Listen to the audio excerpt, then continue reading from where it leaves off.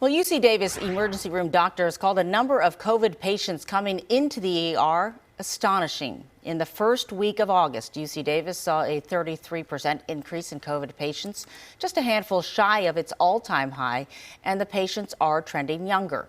42% are between the ages of 20 and 39, and 17% are 19 and younger, and most with symptoms are unvaccinated. Over 80% have the Delta variant. Dr. Nick Sawyer is a physician in the Department of Emergency Medicine at UC Davis Health. He joins us live to talk about what he is seeing firsthand. Good morning to you, Dr. Sawyer. Tell us what it's like in the ER right now. Good morning, Claudine. It is different than it's ever been before. We're seeing COVID patients all day long, ranging from as young as 2 weeks of age all the way up into patients in their 90s. I had a shift in the emergency department, in the children's emergency department on Monday, and it was a lot of sick children. Fortunately, none of them were critically ill at that time, but it's trending in the wrong direction, and it continues to get worse. Are these normally healthy patients? Or are these people with underlying conditions or other things that would make COVID worse? So we're seeing cases across the board. It's mostly almost entirely unvaccinated patients, people who are otherwise healthy in their 20s, 30s, 40s, and 50s. The people who we have seen get severely ill are people who do have underlying conditions. We had a patient who was in their 20s, and if you would have seen this person walking around on the street, you wouldn't have known that they had underlying conditions. But they came in and had coronavirus and actually died in our emergency department. They were only in their 20s. It was a really tragic case. I want to take you through one of the cases that you kind of took us through on Twitter back on August 3rd, because as we walk through it through your eyes, it is a different experience. The first tweet, and we can pull these up, 35-year-old in severe respiratory distress, no COVID vaccine. You wrote, everyone in his family is sick. Oxygen was at 55%. What goes in your mind, when you hear that you have a patient like this coming towards you?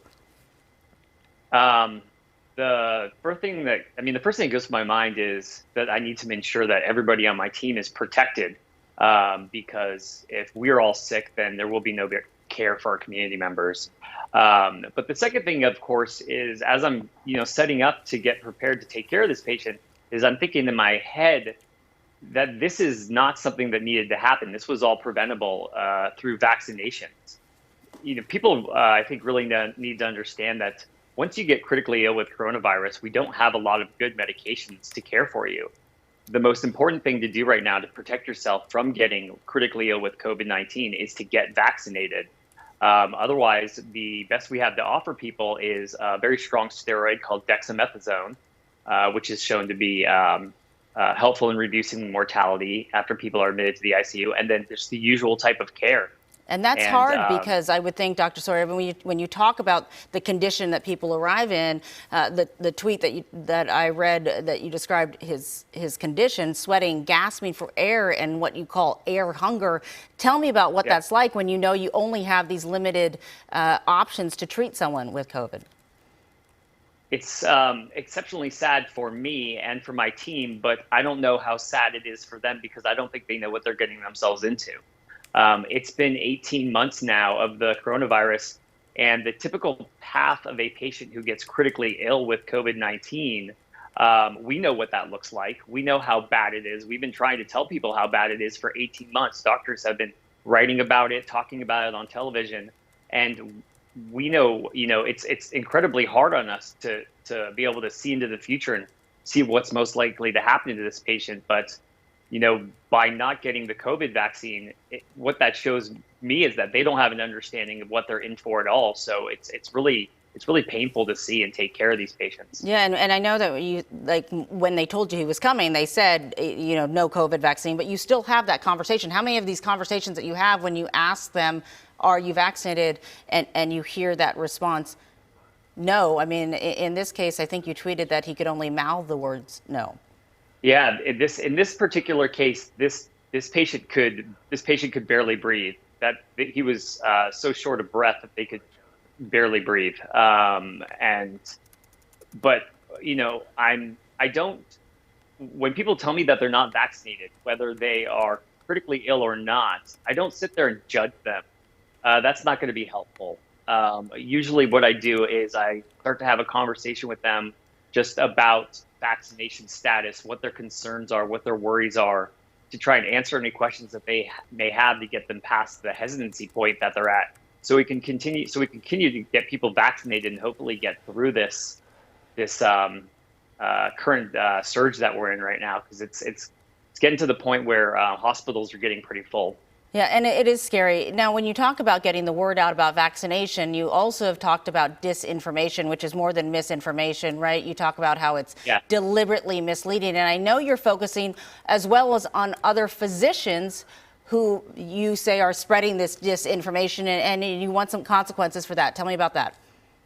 Well, on the July 29th, the Federation of State Medical Boards put out a statement that said that physicians who spread disinformation may be at risk of having their medical license revoked or suspended. And that was sort of like a glimmer of light in the dark for a number of my colleagues and myself, because there are a small number of physicians out there, many people know the names of who they are, who have been intentionally spreading disinformation. And disinformation, the important difference between disinformation and misinformation is that disinformation is intended to deceive. Misinformation is information that is communicated incorrectly, but doesn't actually have the intent to be a lie.